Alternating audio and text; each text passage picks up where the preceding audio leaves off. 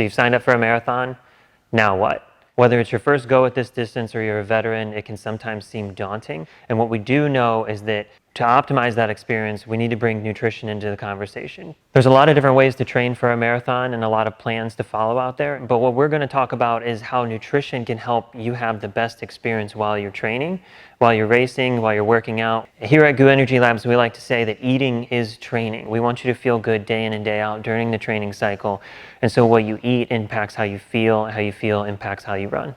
Along with that, it's important to remember to have fun. While the journey is going to be challenging, you signed up for this experience and you want to make it the best one possible.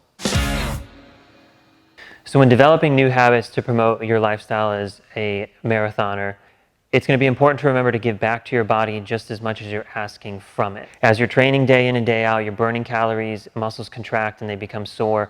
It's important to remember the TLC that's required while being a marathon runner. And what that means is remembering things like recovery. Take care of your body, take care of your muscles, take care of your tendons. You want to stretch, foam roll, prioritizing sleep because you recover more than people might think while you're sleeping, and changing your diet to optimize the health and well-being that you're going to want during the marathon training. Your body's asking for energy. It's going to get energy directly from carbohydrates first and foremost. Fruits and vegetables act as carbohydrates as well as bread, pasta, and your starchy carbs. Those are also really great. They're even better for nights before long runs or mornings before long workouts. Protein's obviously extremely important for the athlete and the marathoner as well. More protein means better and faster recovery, which means better workouts in the future. Great ways to get in protein include lean meats, leafy green vegetables, milk, dairy, eggs, fish. Whatever you're doing today will affect how you're going to feel tomorrow. The better you eat, the better you'll recover, the better you'll feel for your next workout, because the last thing you want to do is show up into a workout the next day or a weekend long run less than 100%. And changing your diet goes back to saying that eating is training. We want you to feel good day in and day out during the training cycle. And so what you eat impacts how you feel impacts how you run.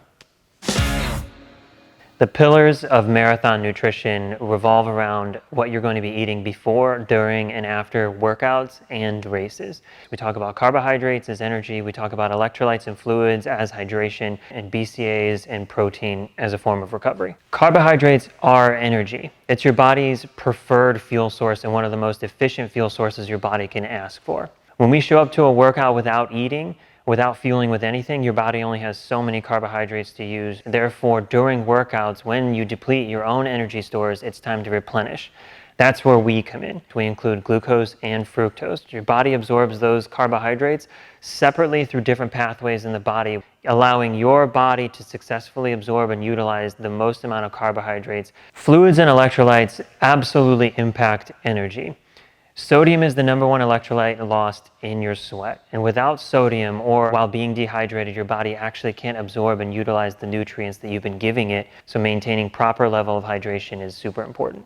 So as we think about hydration, we need to start drinking more water. We need to start drinking more electrolyte fluids to allow ourselves to be hydrated for each and every workout. So branched chain amino acids are super important to include in this conversation about sports nutrition, because branched chain amino acids actually act as an additional energy source. So while you're fueling with carbohydrates, you're also fueling with BCAAs. In addition to that, branched chain amino acids help your body recover, and they initiate muscle protein synthesis, allowing your body to feel better for the next workout. BCAAs, amino acids in general, are the building blocks to protein. Protein is the building blocks to your muscle. So for your muscles to feel better each and every workout, we're going to increase the amount of protein you take in as well. So when you're thinking about fueling post-workout, it's important to get in two things: carbohydrates and protein. Protein, obviously very important after your workout within a short amount of time to initiate the recovery process. But carbohydrates almost more important because you want to replenish muscle glycogen, the carbohydrates that you've been burning during your workout.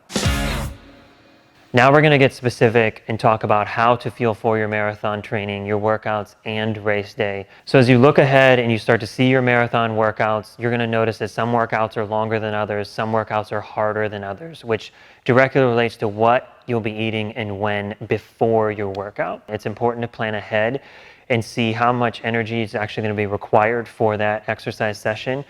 In theory, the longer the workout, the more that you need to eat. So for a shorter exercise session ranging between 45 and 75 minutes, you might only need an energy gel before your workout. Where if you're running longer than 90 minutes, your breakfast might look like bagel, peanut butter, banana, including a stroopwafel, and a gel before your exercise session. The main point being is that your body's going to be in requirement of a great amount of energy, and you want to deliver that before the workout starts. As we talk about eating during your workouts, carbs are your best friend. Carbs should not be the enemy in this situation, and this is where your exercise diet should be a little bit different than your lifestyle diet. If your workout's longer than 75 to 90 minutes, you want to start fueling at the 45-minute mark and every 45 minutes thereafter. We already mentioned that your body came into this workout with a certain amount of energy already stored, ready to be used. But after you burn through that, you need to start fueling. You want to get ahead of that decline in energy and start fueling at about 45 minutes. We recommend roughly 100 calories, but as you run more, you'll start to figure out whether your body likes 100 calories every 45 minutes or if you need more or less. So as you begin to think about what your body needs after a workout, you need to start thinking about carbohydrates and protein. You've been depleting muscle glycogen stores through the entire time you've been running and working out. It's time to get in carbohydrates immediately after your workout. Carbohydrates after your workout replenish muscle glycogen. Protein has more to do with recovery of the actual muscle. Carbohydrates replenish the energy in the muscle. When you're thinking about putting together your race plan, you're going to consider several things. How frequently am I going to be fueling and taking any nutrition that I've been practicing with? You're going to be thinking about where the aid stations are on course, how frequently they occur. Will there be water, or will there be a sports drink? Are you going to take gels, chews, or regular food? And then start to put that into an equation of how frequently am I going to be fueling. There's no way you can replenish 1-to-1 for every calorie burned, every calorie is replenished. Ideally, we want to shoot for about 30%. That's a rough estimate. It's relative to every person. But if you burn 500 calories in an hour, you might want to consider bringing with you about 150 calories to 200 calories per hour of exercise. And so when we think about hydration, it's important to consider replenishing with water and with hydration, but not drinking too much. Hydration plays an important role in your body's ability to absorb and utilize the energy that you've been giving it. So we need to consider where every time you're taking in energy, you're also taking in hydration as well. So for every gel, you're taking in several ounces of water.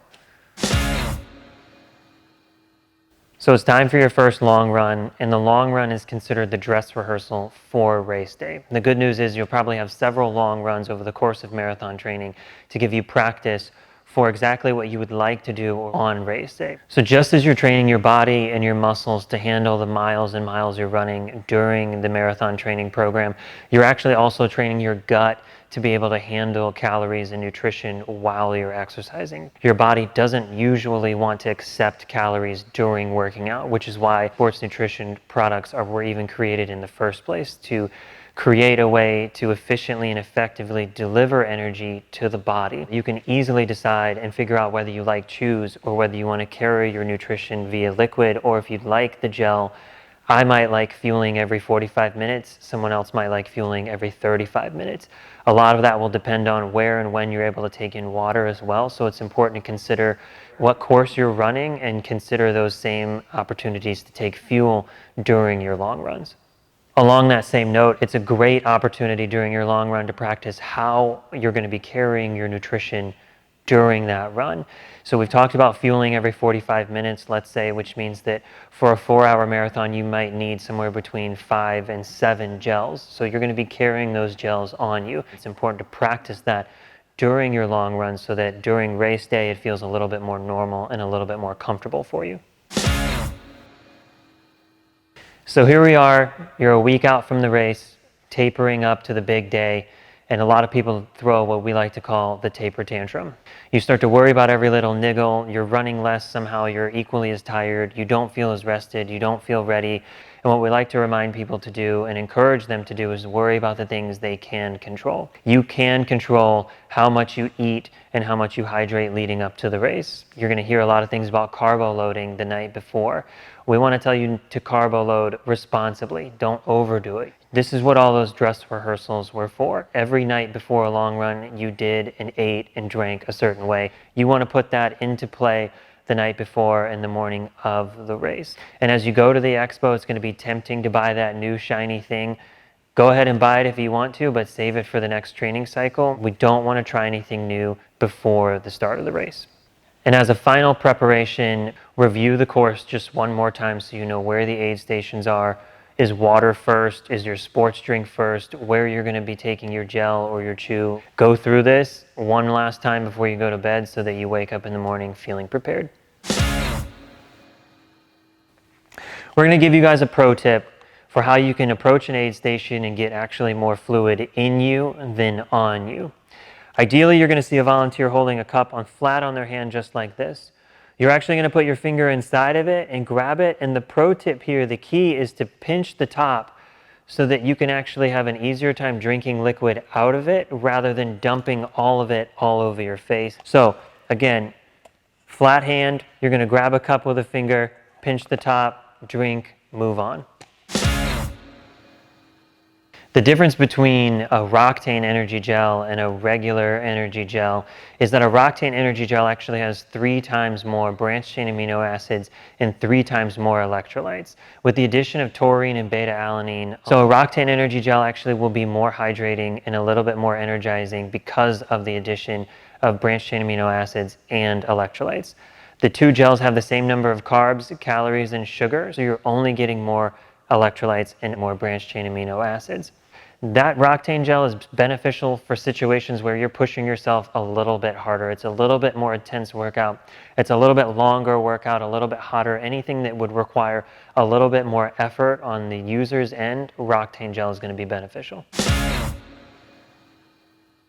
So as you become a marathoner, another important habit to develop is the fact that you're going to have to tell everyone and anyone that you're running a marathon. Post to social media, tell your coworkers, call your family, tell them what you're doing. It's important to everyone, and everyone needs to know.